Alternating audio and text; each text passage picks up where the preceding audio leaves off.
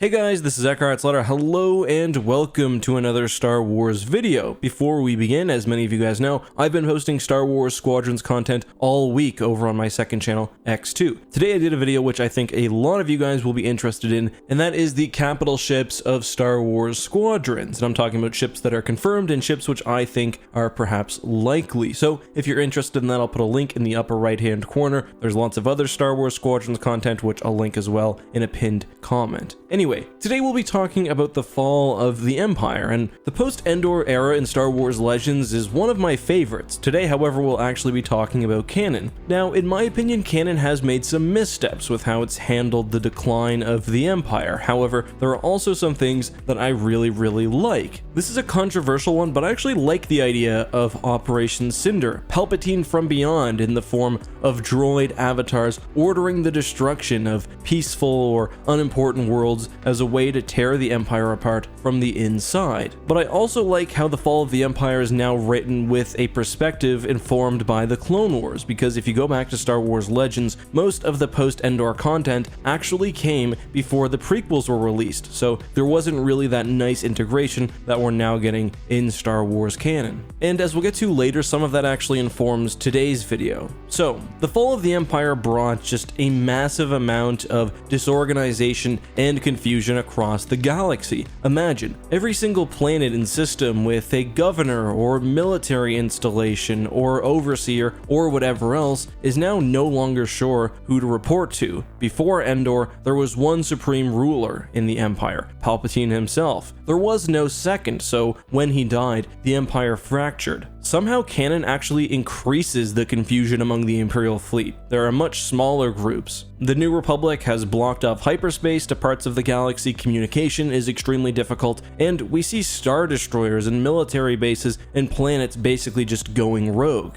However, early on, the New Republic is not able to step in as a central authority. They're just not large enough yet. They don't have the military to assert control over the entire galaxy. And even where the New Republic has gained control, they don't have the ability to effectively govern. There's no New Republic bureaucracy in place to handle everything a government needs to do. Most of the time, there's not even really effective supply lines across the galaxy. What that means, for better or for worse, is that with the fall of the Empire, the galaxy sees the re-emergence of certain seedier or prohibited activities. Now, we talked in a prior video about how the Empire claimed to be tough on crime, and sometimes was, but there's so much propaganda, it's really unclear how crime waves in the galaxy were created by Palpatine, or at least the reports of crime waves were created by Palpatine as a way to militarize. The story is that according to Palpatine, the galaxy was seeing an unparalleled level of crime, and then the Empire militarized and shut a lot of that down. How true that is, I'm not sure, but what is clear is that when the New Republic re-emerged, many of these old syndicates and criminals also reappeared. The New Republic didn't have the ability to track them down. The Empire was now fractured and not interested in doing so, and there just weren't the systems in place to help local governments take care of their issues. However, there was also a stranger and darker element to the post-Imperial galaxy. The Empire not only clamped down on the Jedi, but any cults or groups associated with the Force, even just tangentially. Now, they couldn't eradicate every single cult in the galaxy, and many of these traditions remained alive, but in very secluded places in the Outer Rim, where Imperial presence wasn't as heavy. However, when the Empire was fractured and the New Republic began to take power, there clearly wasn't going to be this sort of same anti-Force attitude within the new government. And what's more, one of the galaxy's greatest heroes, the New Republic General Luke Skywalker, was a Jedi himself. I'm going to read a brief excerpt from Alphabet Squadron. Nath decided to leave out the rest, that the Jedi might not be worth worrying over, but that the fall of the Empire would bring 1,000 lesser cults crawling up from the sewers, piggybacking off the Jedi legend and the fame of General Skywalker. He'd seen the dark side of Pilgrim Worlds, and he didn't care for that to make its way into the wider galaxy. Some of these cults may have been harmless or even light side oriented, but Palpatine wouldn't only have been keeping down